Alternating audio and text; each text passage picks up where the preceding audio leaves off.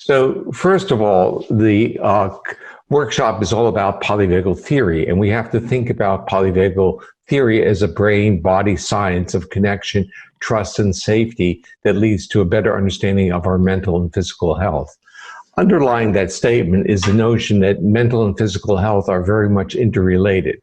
And of course, we have lived through generations now where people have basically thought about mental health as being orthogonal or independent of physical health.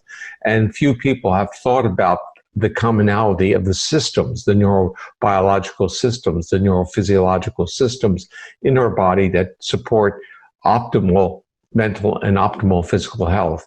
And what we start to learn is that underlying mental and physical health is the nervous system's capacity and ability to regulate its autonomic nervous system. Polyvagal theory is a theory that provides an understanding of our mind-body and our brain-body connections. And it provides a science of how these different parts of our body are neurally integrated